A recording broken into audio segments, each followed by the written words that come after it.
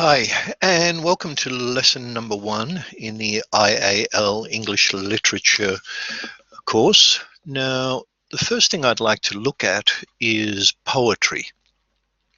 And before we actually get into looking at one of the poems that's on the list, it's always wise to go back over very quickly and look at the student requirements.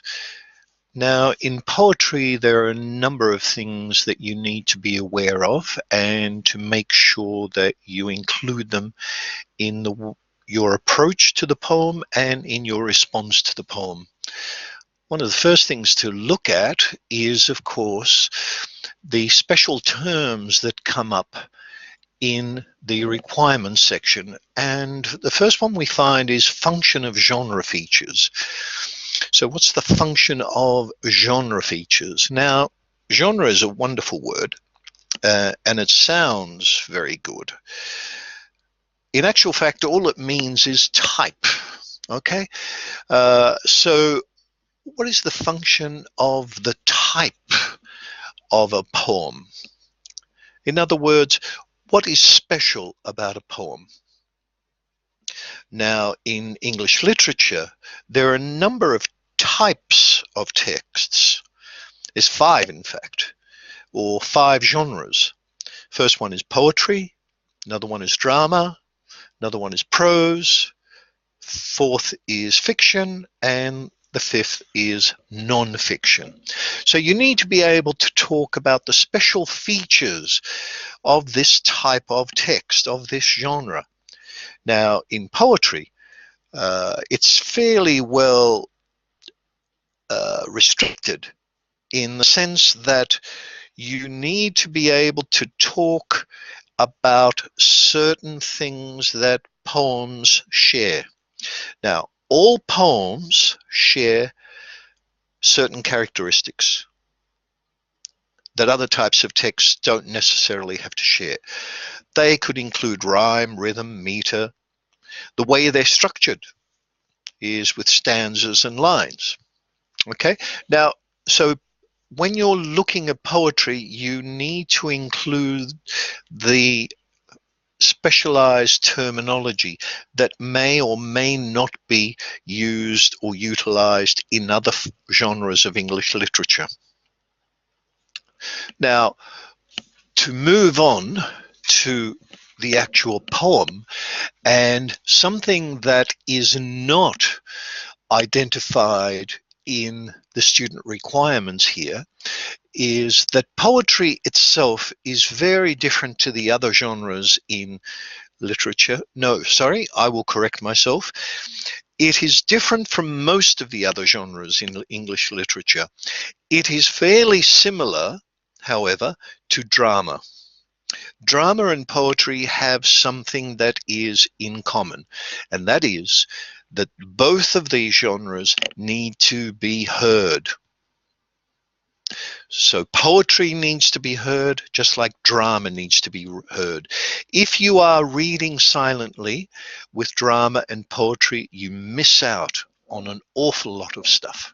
So this becomes an important aspect of poetry. A good example of this is one of the poems that's on the list, and we'll jump straight into that, and that is Please Hold. Here it is. Now, as I say, one of the first things you should do is not read silently. And I know you'll get weird looks, and some of you may feel a little bit nervous and apprehensive, but it is a poem. It is meant to be sounded out. It is meant to be heard. Otherwise, you miss out on an awful lot of material. So if we have a look at this poem, Please Hold. Now, the first thing to do is to look at the title. This will give you an in to the poem. If I was to say to you, please hold, what does that mean? A number of students would say, well, there's 2 things that I'm thinking of. One is, as in a love song, please hold me. please hold on, anything like that. The other thing is the message that we get quite a bit, and that is when we're ringing for information. So, for example, you phone the SPCA or the electricity department, and they will say to you, please hold, your call is important to us. Well, that's what this poem is about. It's about holding on. So once you get an idea of the context of the poem, you should be able to get an idea of what territory you're in. It's obviously not going to be a love poem. It is going to be a poem that is fraught with a number of emotional traps. So think about for yourself. Think about moments where you have been put on hold, either by an organization or by a friend. How did you feel? What emotions did you have? So this is preparing yourself. So that's one of the first things you need to do with a poem, prepare yourself. And you get that through the title. The next part in understanding and appreciating poetry is reading. As I said before, read it aloud. But before you make a judgment, before you go looking for any analysis, read it twice. And read it the way it's supposed to be read, or the way that the writer, the author, intended. Now, one of the things that you need to pay attention here is the punctuation. If you do not pay attention to the punctuation, you will miss out on some core components of the characteristics of the genre, namely rhyme, rhythm, stress.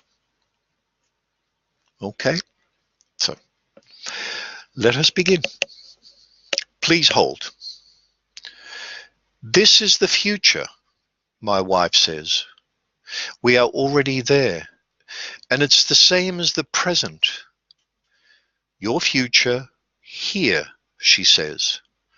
And I'm talking to a robot on the phone. The robot is giving me countless options, none of which answer to my needs. Wonderful, says the robot when I give him my telephone number. And great, says the robot when I give him my account number. I have a wonderful telephone number and a great account number, but I can't find nothing to meet my needs from the telephone and into my account, which is really the robot's account.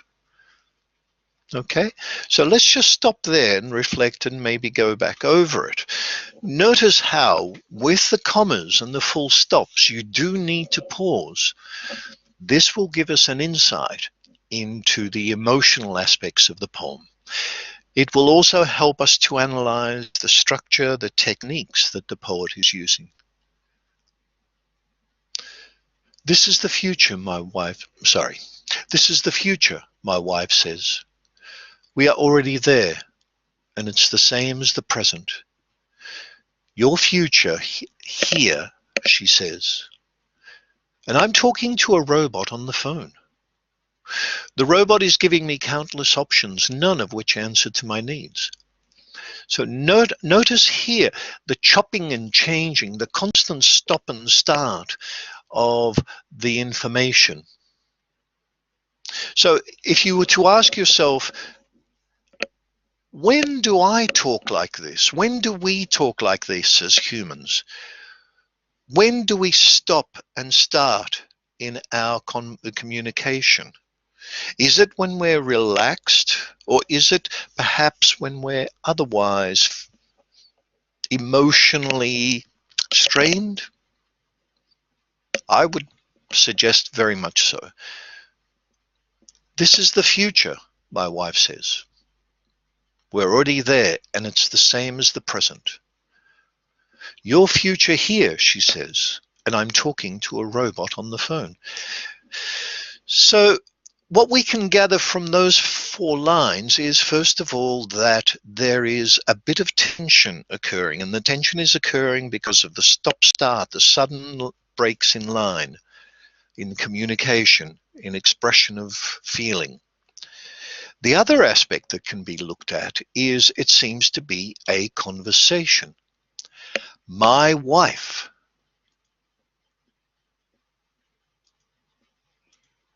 comes into it. So my wife says that this is the future. Your future here, she says. This is your future here, she says. Now the speaker, the poet, is saying, well, if this is my future, I'm talking to a robot on the phone. So the future has already arrived. So we can see that there's a conflict here between the wife and the speaker, the poet. The wife seems to be comfortable in this whole notion of speaking to what is called a robot. The author, on the other hand, is not so sure about this. I'm talking to a robot on the phone. It almost sounds like it's a surprise.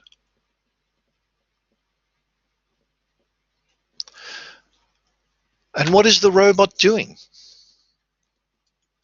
Well, the robot is giving me countless options, none of which answer to my needs. So we can feel here that one of the issues, one of the problems that the poet is feeling is that there seems to be a communication break between the poet's needs and the answering machine, the robot on the other end. It is not listening to me, it's saying. However, the robot doesn't seem to feel this tension at all.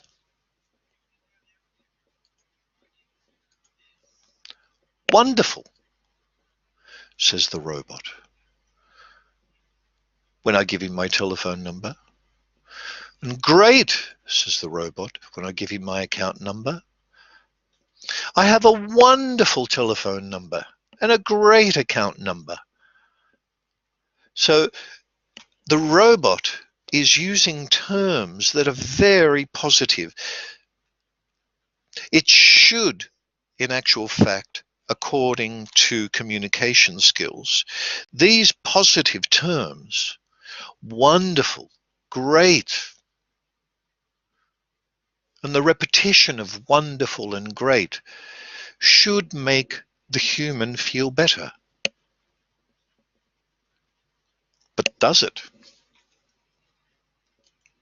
It doesn't seem to be, because the poet says, but I can find nothing to meet my needs on the telephone number and into my account, which is really the robot's account. So the poet, although the robot appears to be satisfied and happy, and appears to be satisfied and happy with the communication between the two, the poet themselves doesn't feel that way. The needs are not being met.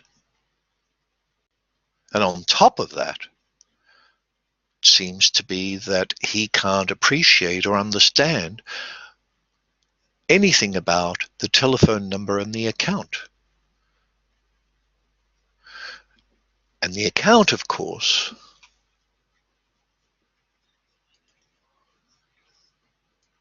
belongs to the robot.